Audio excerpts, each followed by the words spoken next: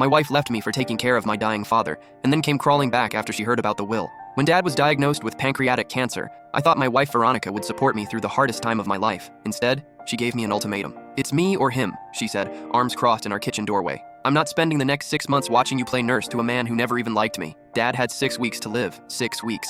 "He's my father," I said, exhausted from another sleepless night at the hospital. "And I'm your wife," she snapped. "The woman you promised to put first. But lately it feels like I'm married to a ghost." She wasn't entirely wrong. I'd taken family leave from work, spent every day at Dad's bedside, and came home drained. Date nights became medical updates. Conversations became logistics about medications and doctor appointments, but he was dying. How could she not understand that? "When my mother was sick, you barely visited her once," Veronica continued. "Now suddenly you're St. Thomas, devoted son of the year?" That hurt, because it was true. When her mother had breast cancer 3 years ago, I'd found excuses to avoid the hospital. The smell, the sadness, the awkward conversations about mortality. I'd let Veronica handle everything while I worked overtime, convincing myself I was being practical. "This is different," I said weakly. "How? Because it's your parent this time?" The fight escalated. She accused me of using Dad's illness to avoid our marriage problems. I accused her of being heartless. Words we couldn't take back flew between us like broken glass. 2 days later, she moved in with her sister Diane. "I need space to think," she said, packing her suitcase. "Call me when you remember you have a wife." For the next month, I split my time between Dad's bedside and an empty house that still smelled like her perfume. Friends said she'd come around once everything was over.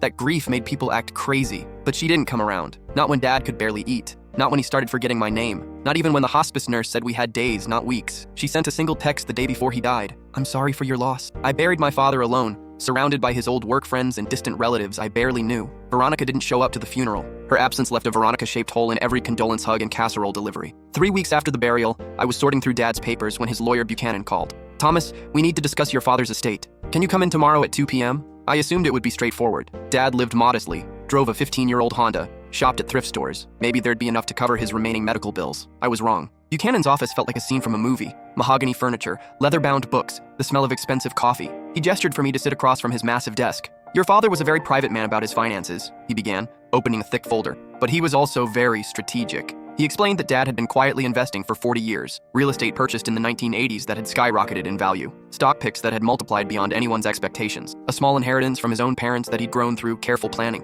The total estate value was approximately $3.2 million. I sat in stunned silence. $3 million.